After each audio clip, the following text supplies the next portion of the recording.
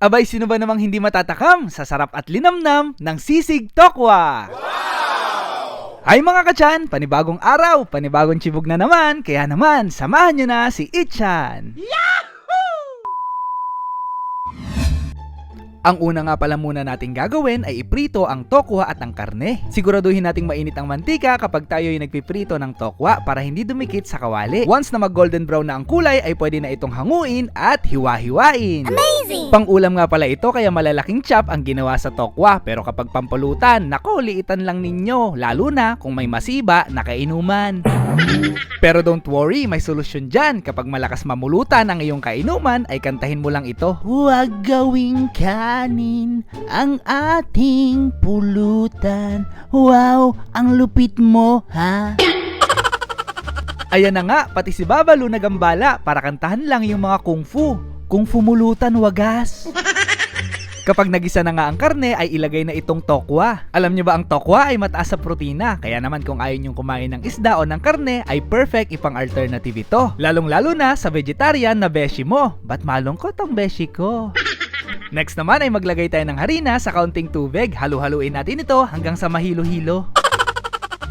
At etong ang mga alaga ko hindi pa tapos magluto ay nagkakagulo na. Nakikigaya din sila sa eleksyon na nakapila kapag may ayuda. Kapiten, baka naman.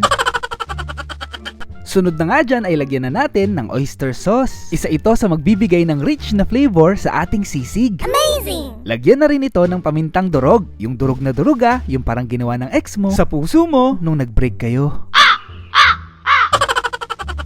Nilagyan nga rin pala namin ito ng seasoning na gawa sa gulay. At ibinuhos na nga rin pala namin ang tinunaw na harina para lumapot ang sauce niya.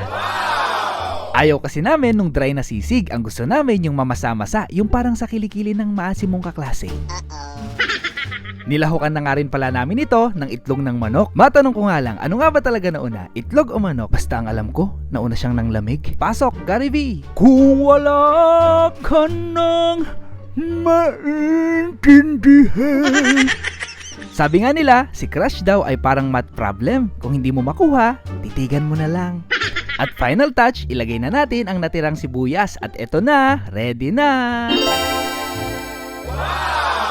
Tara na mga kachan, atin na nga itong tikman. Itsura pa nga lang ay panalo na. Napaka-flavorful din ng lasa. Makikita nyo sa kutsara, talagang evenly coat ng flavoring ang bawat piraso. Amazing! Tara, sumubo na tayo.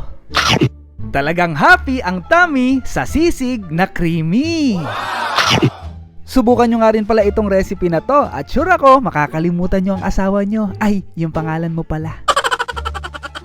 At syempre, patis ang perfect na sausawan niyan. Nakarami na naman tuloy ng kain si Ichan. Talagang super yummy nitong recipe, kaya naman subukan nyo na mga mami at daddy.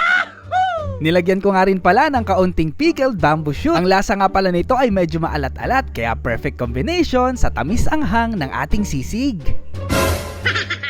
Maraming salamat nga pala mga kachan sa panonood ng ating video at sana ngayong araw ay nabusog ko kayo. Ingat po kayo palagi. Paalam!